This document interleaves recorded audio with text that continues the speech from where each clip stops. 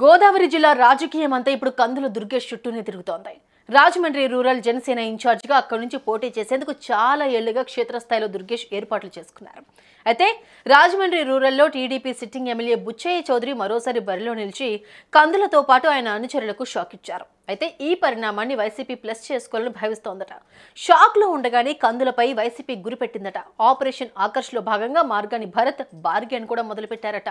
CMR shopping mall మన height Nagar లో భాగ్యలతా కమాన్ పక్కన ఫిబ్రవరి 29న ప్రముఖ సినీ తారలచే గొప్ప ప్రారంభం.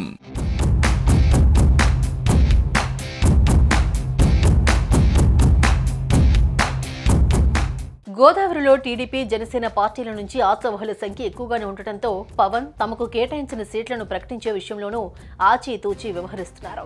నిడదవోలు, కాకినాడ రూరల్, కొత్తపేట, తణుకు, పిఠాపురం, భీమవరం, తాడేపల్లిగూడెం, కాకినాడ సిటీ, పెందుర్తి, భీమిలి వంటి సీట్లకు ఇరు పార్టీల నుంచి గట్టి పోటీ ఉంది. దీంతో వైసీపీ తమ ఆపరేషన్ ముమ్మరం చేసింది.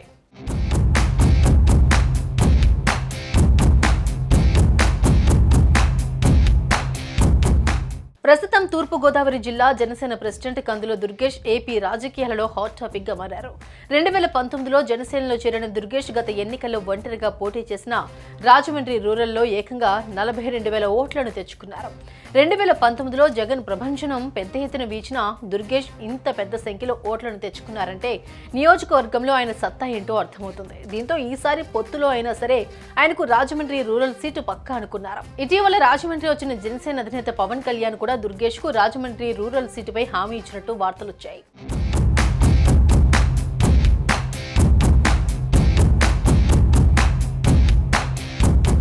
ఖచ్చితంగా ఈ సీటు మాకుంటుందనేటువంటి నమ్మకం నాకుంది. మా అధినేత నాకు స్పష్టంగా చెప్పారు. ఎందువల్లనంటే నాకు చెప్పవలసింది మా అధినేతే కదా. నేను మళ్ళీ సరే 2 ఏళ్ల క్రితం అనే దానికి కూడా చెప్తాను. 2 ఏళ్ల క్రితమే ప్రకటించింది మీరు కూర్చోండి. అప్పుడు పొత్తు లేదు. 2 ఏళ్ల క్రితం పొత్తు లేదు, సిట్టింగ్ ఎమ్మెల్యేలకు ఇస్తామని చెప్పారు. చెప్పలేదని ఎవరు అనరు దాన్ని. కానీ అప్పుడు పొత్తు లేదు. పొత్తు తర్వాత అనేక రకాల మార్పులు చేర్పులు జరుగుతాయి. దాన్ని త్యాగాలు చేయాల్సి వస్తుంది అనేటువంటి మాట కూడా చంద్రబాబు నాయుడు గారు చెప్పారు.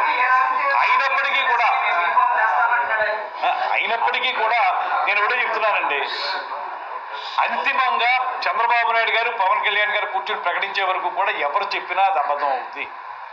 మీకు నేను అవాకులు చవాకులు చెప్పే విధంగానో లేకపోతే అసత్యాలు చెప్పే విధంగా చెప్పట్లేదు. స్పష్టంగా 4 రోజుల క్రితం మంగళగిరిలో పవన్ కళ్యాణ్ గారు నాకు ఇచ్చినటువంటి హామీ, రాజమండ్రి రూరల్ మనం పోటీ చేస్తున్నాం, నువ్వు చేస్తున్నావు అనేటువంటి మాట వారు చెప్పడం జరిగింది. ఇది స్పష్టమైనటువంటి మాట. అయినప్పటికీ నేను దాన్ని బాహాటంగా చెప్పడం లేదు. ఒకటే చెప్తున్నాను, అంతిమంగా వారిద్దరూ కలిసి నిర్ణయించేటువంటి నిర్ణయమే కరెక్టు, వాళ్ళు చెప్తారనేటువంటి మాట.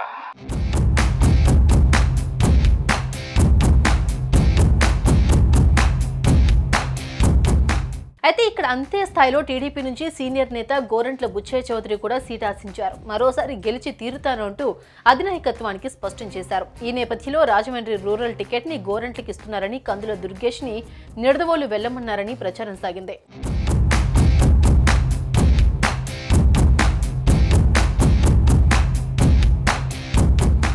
కందుల దుర్గేష్ కూడా ఈ ప్రచారాన్ని కన్ఫర్మ్ చేశారు. అయితే దుర్గేష్ అభిమానులు, అనుచరులు మాత్రం రాజమండ్రి రూరల్ నుంచి పోటీ చేయాలని పట్టుపడుతున్నారు. వారంతా ర్యాలీలను నిర్వహిస్తూ తమ నిరసనలు వ్యక్తం చేస్తున్నారు. ఈ నేపథ్యంలో రాజమండ్రి ఎంపీ మార్గాని భరత్ సంచలన కామెంట్స్ చేశారు. దుర్గేష్ మంచి మనిషి, అలాంటి నాయకుడు గత ఎన్నికల్లో తమ పార్టీలో ఉండుంటే ఈ పార్టీకి ఎమ్మెల్యే, మంత్రి కూడా అయి ఉండేవారన్నారు. రైట్ పర్సన్ రాంగ్ పార్టీలో ఉన్నాడని భరత్ అన్నారు. కందుల దుర్గేష్ ను తమ పార్టీలోకి ఆహ్వానిస్తున్నట్టు ఆయన చెప్పారు.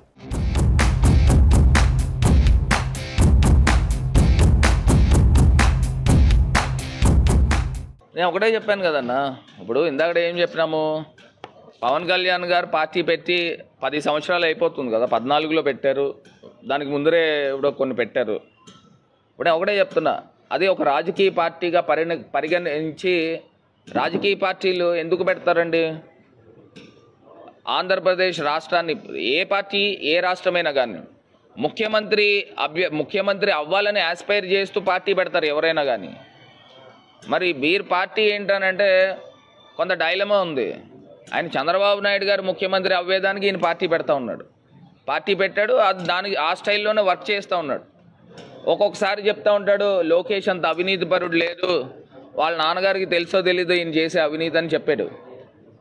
మరి ఇలా చెప్పి మళ్ళీ వెళ్ళి ఒక పక్కనేమో బీజేపీతో పొత్తులో ఉన్నారని చెప్తా ఉన్నారు, మళ్ళీ ఇంకో పక్కనేమో చంద్రబాబు నాయుడు గారి చెంతన చేరుతూ ఉన్నాడు. మరి ఇది ఎక్కడ సిస్టమ్ అని అడుగుతా ఉన్నా. జనసేన కార్యకర్తలు కూడా అర్థమవుతూ ఉంది. అన్న నేను అయితే ఒకటి చెప్తానన్న, దుర్గేష్ గారు, కందుల దుర్గేష్ గారు వ్యక్తిగతంగా మంచి మనిషి, right person in the wrong party అని నేను భావిస్తూ ఉన్నా. ఇప్పుడు దుర్గేష్ గారు గతంలో వైఎస్ఆర్ కుటుంబంతో చాలా అత్యంత సన్నిహితమైన సంబంధాలు ఉన్నాయి. వాళ్ళు దుర్గేష్ గారు నిజంగానే కనుక మా పార్టీలో లాస్ట్ టైం ఉంటే ఆయన ఎమ్మెల్యే అయ్యేవాడు, బహుశా మంత్రి కూడా అయ్యేవాడేమో. మరి అంత స్థాయి ఉన్న వ్యక్తే. నేను ఇందాక చెప్పినట్టు right person in the wrong party. Durgesh గారు కూడా నిజంగా మంచి వ్యక్తులు ఇవాళ సంక్షేమం అందించే పార్టీల్లో ఉంటే ఇంకా మంచి చేయడానికి, ప్రజలకి మంచి చేయడానికి, ఆ నియోజకవర్గాలు మంచి చేయడానికి ఉపయోగపడతారు. అదొకటైతే నేను చెప్పగలుగుతాను. ఇప్పుడు మంచి వ్యక్తుల్ని కంపల్సరీ ఆహ్వానిస్తాం. అది కూడా అంటే నా లెవెల్లో నేను మాట్లాడేది కాదు. మా గౌరవ ముఖ్యమంత్రి గారు వారు డెసిషన్స్ తీసుకుంటారు. నిజంగా మంచి వ్యక్తులు పార్టీలోకి వస్తే ఏ పార్టీ మట్టికి ఎందుకు వదులుకుంటుందండి? ఇవాళ నేను ఒక్కటే చెప్తా ఉన్నానన్న, ఇప్పుడు జనసేన పార్టీ కార్యకర్తలు కానీ లేకపోతే టీడీపీ కార్యకర్తలు కానీ వాళ్ళు పార్టీలు నమ్ముకొని సంవత్సరాల తరబడి వాళ్ళ జీవితాలు త్యాగాలు చేసుకుని వాళ్ళు, ఇప్పుడు నేను ఒకటే ఎగ్జాంపుల్ చెప్తాను. ఇక్కడ పక్కన ప్రతిపాడ అక్కడ ఉన్న అక్కడ ఉన్న అభ్యర్థి కూడా పాపం 5 సంవత్సరాల నుంచి జెండా మోసుకుని వీధి పేట తిరిగాడు. మరి అలాంటి వాళ్ళని టికెట్లు ఇవ్వకపోతే కొంత మరి వాళ్ళ కార్యకర్తల్లో కూడా నిరుత్సాహం ఉంటుంది.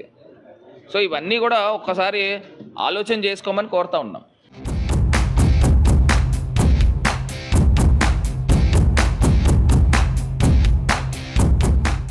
మొత్తంగా ఈ పరిణామాలు చూస్తుంటే కందుల దుర్గేష్ను వైసీపీలో చేర్చుకునేందుకు క్షేత్రస్థాయిలో పావులు కదుపుతున్నట్టు అర్థమవుతోంది. మరి మార్గాని బార్గాని ఎంతవరకు పనిచేస్తుందో చూడాలి.